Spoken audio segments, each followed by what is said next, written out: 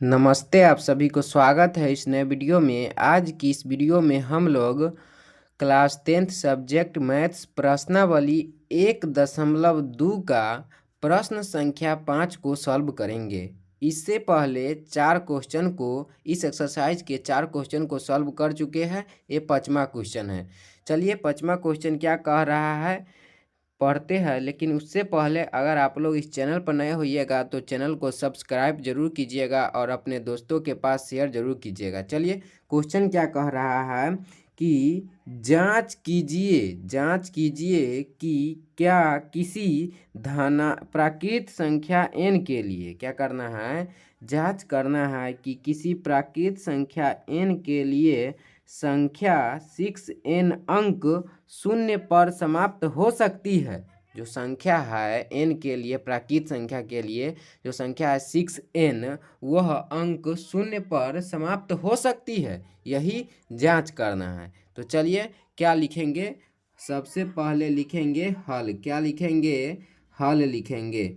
चलिए हल लिख दिए। हल लिखेंगे, उसके बाद क्या करेंगे, मानेंगे। क्या करेंगे?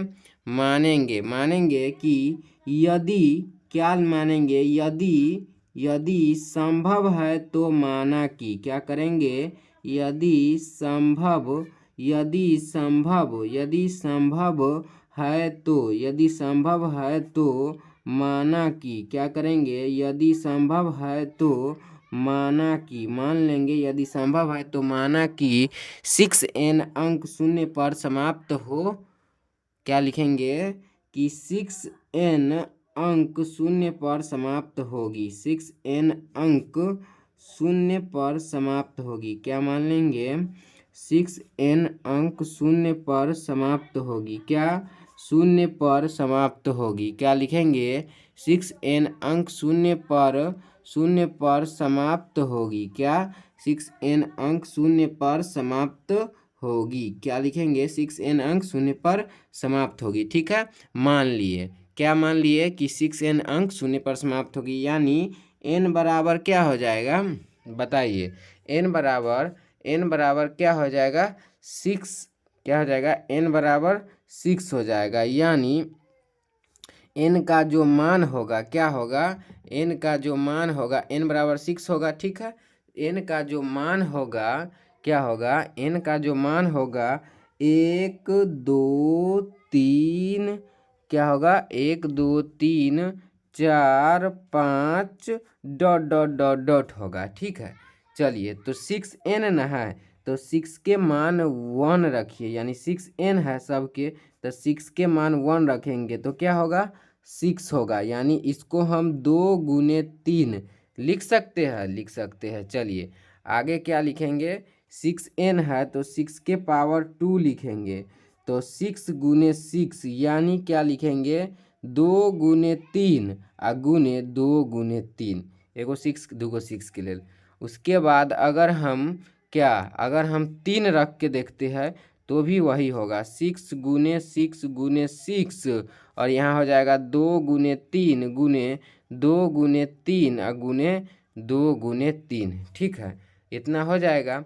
ठीक है, होगा कि नहीं होगा? उसी तरह हम क्या करेंगे, डॉट डॉट डॉट डॉट रखते रहेंगे। उसी तरह हम लोग डॉट डॉट डॉट डॉट रखेंगे। ठीक है, चलिए आगे क्या है।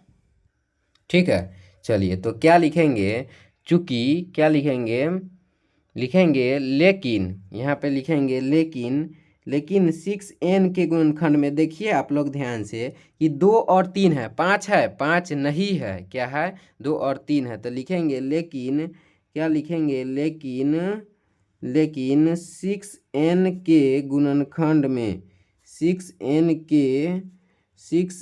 के गुणनखंड में क्या लिखेंगे, लेकिन 6n के गुणनखंड में 2 और 5 नहीं है। 2 और 5 क्या है, 2 और 5 नहीं है, 2 और 5 नहीं है। अतः क्या होगा, अतः 2 और 5 क्या है, नहीं है, यानी यह 2 के पावर किसके रूप में, देखिए 2 के पावर m गुने 5 के पावर n के रूप में है, नहीं है। तो लिखेंगे, क्या लिखेंगे, इसमें क्या है 2 और 5 नहीं है, अर्थात क्या है यह 2 के पावर, अर्थात क्या लिखेंगे, अर्थात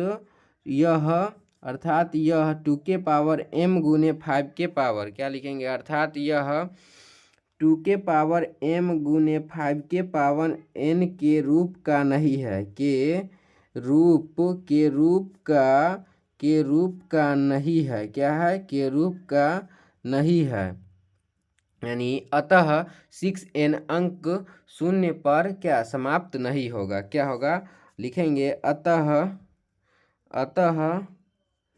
6n अंक, अतः 6n अंक शून्य पर, अतः 6n अंक शून्य पर समाप्त नहीं होगा, शून्य पर समाप्त नहीं होगा, क्या होगा, 6n अंक शून्य पर, 6n अंक शून्य पर क्या होगा, समाप्त नहीं होगा। ठीक है, इतना लिखिएगा, यह क्वेश्चन सॉल्व हो गया। ठीक है, इसका स्क्रीनशॉट लेना चाहिए तो ले सकते हैं, या वीडियो को पॉज करके देखिए। ठीक है, चलिए कैसा लगा वीडियो, कमेंट बॉक्स में अपनी राय जरूर बताइएगा। धन्यवाद, मिलते हैं नेक्स्ट वीडियो में।